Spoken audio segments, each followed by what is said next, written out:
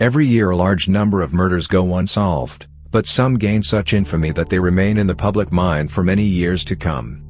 This is a list of the 10 most famous murders in modern history. 10. Oscar Romero.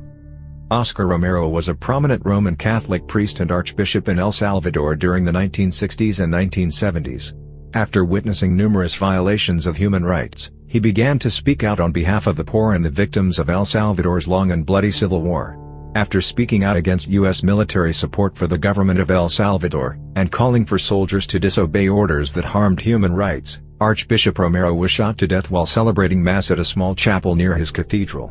It is believed that his assassins were members of Salvadoran death squads, including 2 graduates of the School of the Americas. 9. Olof Palme. Palme was a Swedish politician and prime minister. The nuclear accident in 1979 at 3 Mile Island in the United States had a great impact in Sweden, and Palme contributed to a referendum to remove all nuclear reactors in Sweden. After being elected prime minister again in 1982, Palme tried to reinstate socialist economic policies in Sweden, and he continued to be outspoken on matters of European security. Palme was assassinated by a gunman in 1986. Christer Peterson, a man who had previously served jail time for manslaughter, was convicted of the crime in July 1989 and sentenced to life imprisonment. However, the conviction was overturned in an appeals court that October on the grounds that no murder weapon or motive had been discovered. Though an extensive investigation was conducted and numerous theories posited, the murder remains unsolved. 8. The Boy in the Box. In 1957, an unidentified Caucasian male, likely 4 to 5 years old, whose nude body, wrapped in a cheap flannel blanket, was found lying face up inside a large cardboard carton just a few feet from the edge of a road in northeast Philadelphia. The body was dry and clean. The boy's arms were carefully folded across his stomach. The finger and toenails had been recently trimmed short and neat. His hair had been cut recently, very close to the head, in a crude, hurried way, perhaps as a deliberate attempt to conceal the child's identity. Small clumps of cut hair clung to his entire body, suggesting that someone had groomed him while he was unclothed, probably either shortly before or immediately after death. There were many bruises all over the child's body, particularly on the head and face. All of the bruises appeared to have been inflicted at the same time. Despite recent DNA investigations into the crime, it remains unsolved. 7. Jack the Stripper. Jack the Stripper was the nickname given to an unknown serial killer responsible for what came to be known as the London nude murders between 1964 and 1965. His victimology was similar to Jack the Ripper's. Jack the Stripper would travel around Hammersmith in search of victims, preferably Caucasian prostitutes with dark hair. He would then abduct them, take them to a remote location where for 2 or 3 days it was suspected that the killer tortured the victims. Like the Jack the Ripper killings, the stripper's reign of terror seemed to cease on its own, and there were few solid clues for police to investigate. Though his identity remains unknown, crime writer Donald Rumbelow notes that the killer could have been a young man who committed suicide in South London.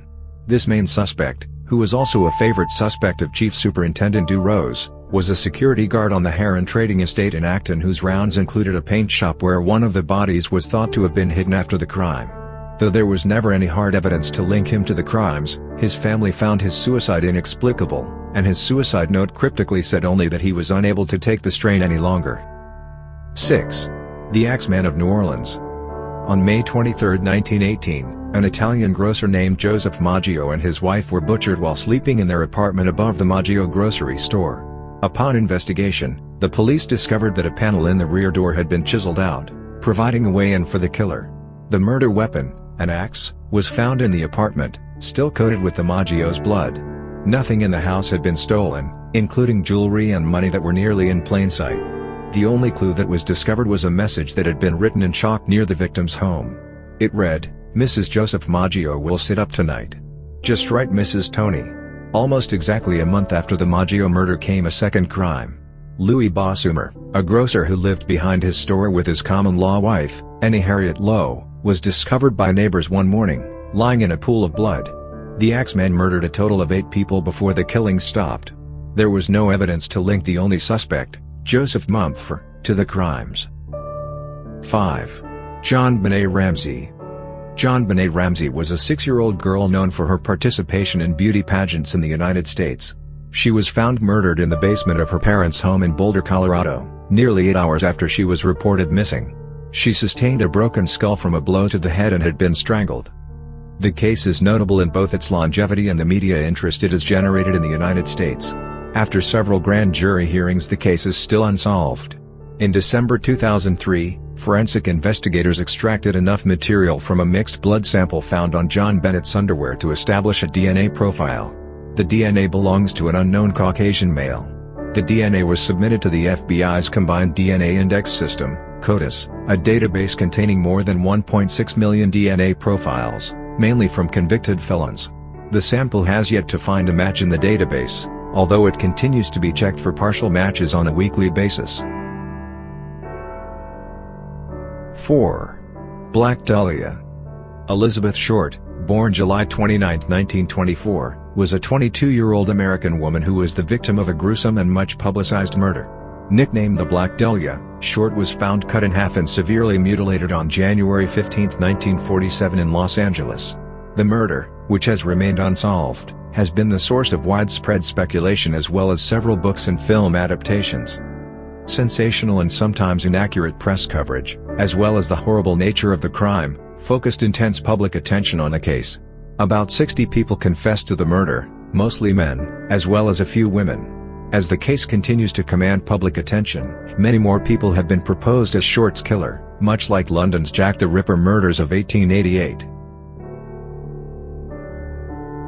3. Andrew and Abby Borden. On a Thursday morning, August 4, 1892, Andrew Borden left home to conduct his business, leaving in the house, besides his wife, an Irish maid, Bridget Sullivan, and his daughter Lizzie. On his return, he settled on a sofa for a nap. About 11:15 a.m., Lizzie, according to her testimony, discovered her father dead, repeatedly struck in the head with a sharp instrument. Upstairs, his wife's body was found, even more brutally mutilated. Examination proved that her death had preceded her husband's by an hour or so. It was found that Lizzie had tried to purchase prussic acid, a poison, on August 3, and a few days later she was alleged to have burned a dress in a stove. Sullivan, who also has been suspected, later that evening reportedly left the house carrying an unexamined parcel. No weapon was found, though an axe found in the basement was suspected. Lizzie was arrested and tried for both murders in June 1893 but was acquitted, given the circumstantial evidence. She was nonetheless ostracized thereafter by the people of her native Fall River, Massachusetts, where she continued to live until her death in 1927. 2. The Zodiac. The Zodiac Killer is one of the great unsolved serial killer mysteries of all time, taking only second place to Jack the Ripper. Even though police investigated over 2,500 potential suspects, the case was never officially solved. There were a few suspects that stood out, but the forensic technology of the times was not advanced enough to nail any one of them conclusively. The Zodiac Killer's apparent first victim, an 18-year-old college student, was stabbed to death in Riverside, California, in 1966. Although this murder is commonly attributed to the Zodiac Killer, some experts claim it was not committed by him. Soon after the murder, a local newspaper received a letter that provided details of the crime and declared that the victim was neither the first nor the last. In 1968, a teenage couple was shot to death near their car in a remote area north of San Francisco. 1 year later, another couple was attacked in similar circumstances, though the male victim survived.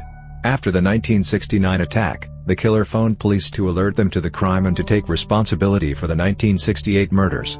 Later that year, the Zodiac Killer attacked another young couple, though once again the male survived. The last victim, a taxi driver, was shot in October 1969.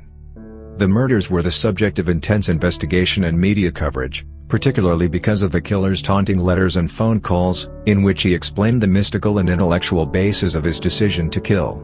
His letters demonstrated great interest in astrological symbolism and may have reflected the influence of occult religious thought popular in California at the time. During the 1990s, several investigators claimed to have identified the Zodiac Killer. The suspect most often cited was Arthur Lee Allen, a California schoolteacher who had been institutionalized in 1975 for child molestation, though his identification with the Zodiac Killer has never been substantiated.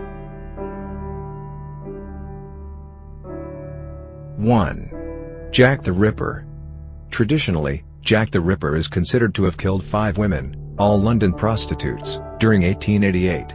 The Ripper generally killed by strangling his victims, then laying them down and cutting the arteries in their throats. This was followed by a varied process of mutilation, during which parts of the body were removed and kept.